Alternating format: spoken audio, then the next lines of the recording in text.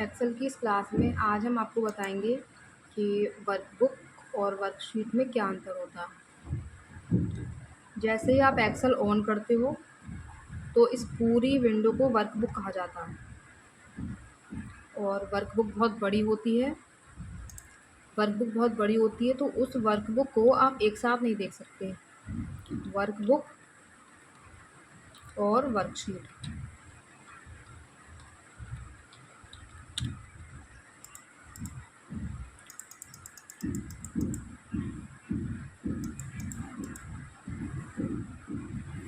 Workbook और worksheet को हम एक साथ नहीं देख सकते, तो क्या करते हैं, इस वर्कबुक को फिर वर्कशीट में बांटा गया है। देखिए, शीट 1, शीट 2, शीट 3, इस तरह से। अब कम से कम 3 शीट आती हैं और अधिकतम 255 वर्कशीट हम ले सकते हैं, 255 ले सकते हैं। और जब एक्सेल ऑन करेंगे तो इस विंडो को वर्कबुक ही कहा जाता है। क्या कहेंगे? वर्कबुक। और वर्कशीट किसे कहेंगे? इस एक शीट को वर्कशीट कहेंगे। जैसे कि शीट 1 पे मान लो हम काम कर रहे हैं तो इसे क्या बोलेंगे? शीट बोलेंगे। काम करने के बाद इसे वर्कशीट बोला जाता है। काम करने के बाद ये शीट 2 है, ये शीट 3 है। तो इस तरह से कम में 3 ले सकते हैं वर्कशीट और अधिकतम ले सकते हैं हम तो कितनी? 255। और इस पूरी विंडो को बोलते हैं वर्कबुक। और काम कर लिया आपने तो यही शीट फिर वर्कशीट कहलाती है। अब कितने कॉलम कितने होते हैं? ये ABCD वाले हैं, इन्हें बोलते हैं कॉलम। और कॉलम कितने होते हैं?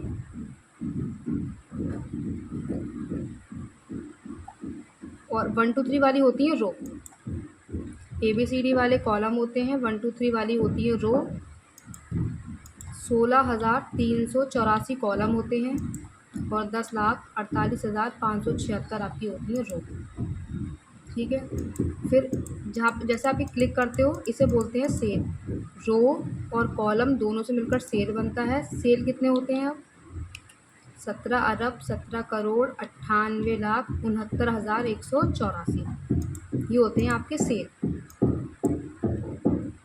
अब मान लीजिए ये सेल की जो संख्या है वो सही से दिखाई नहीं दे रही है आपको, तो हम इसे ठीक करने के लिए क्या करेंगे?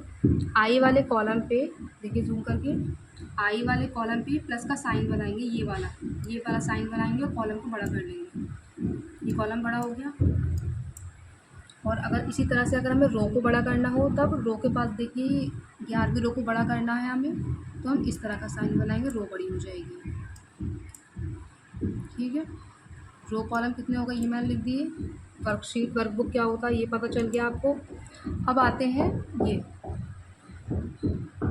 जब हम MS ऑफिस 7 की या 10 की बात करें या 11 की बात करें, तब ये home, insert, page layout, formula, data, review, view ये कहलाते हैं टैब। और इनके अंदर जितने भी ऑप्शन हैं इन्हें कहते हैं हम रिबन। जितने भी ऑप्शन है ये, जिन्हें हम मेन्यू बोलते हैं, तो अब इन्हें क्या बोलेंगे? MS ऑफिस 7 में 10 में आने पर रिबन, टैब, और टैब के अंदर जो भी ऑप्शन है इन्हें बोलते हैं रिबन।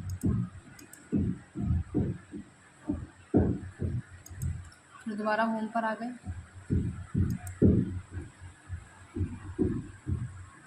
अब मान लीजिए इन्हें सिलेक्ट करना है आपको। एक सिंपल सी फॉर्मेटिंग है। फिर मान लीजिए सिलेक्ट करा। सिलेक्ट करने के बाद यहाँ से आप सेंटर कर सकते हो अपनी शीट को। मैं एक्सेल की बहुत बेसिक जानकारी दे रही हूँ आपको आज। बोल्ड कर लिया आपने। यहाँ से हम फ़ॉन्ट चेंज कर लेते हैं, जो भी फ़ॉन्ट आपको लेना, जो भी फ़ॉन्ट आप लेना चाहें वो फ़ॉन्ट यहाँ से हम ले सकते हैं। उसके बाद फिर आता है कलर, फ़ॉन्ट कलर। फ़ॉन्ट में कौन सा कलर करना है आपको, किस तरह का बॉर्डर लगाना है आपको।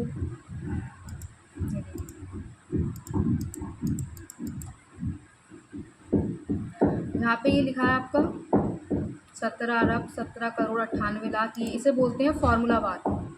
ये क्या होता है? हमारा फार्मूला, जो भी हम फार्मूला टाइप करते हैं वो फार्मूला बार में हमें दिखाई देता है, फार्मूला बार बोलेंगे। और इसके अलावा जिस भी सेल पे आप क्लिक करोगे, मान लो हमने A1 पे क्लिक करा तो यहाँ पे ये दिखाई दे रहा है A1, इसे बोलते हैं name box column. Name box column आपका सेल का एड्रेस दिखाएगा। नेम बॉक्स कॉलम सेल का एड्रेस दिखाता है।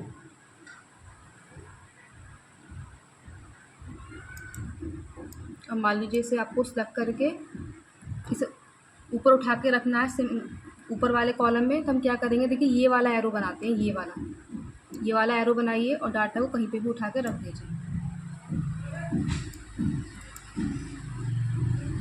फिर कॉलम को बड़ा कर लीजिए।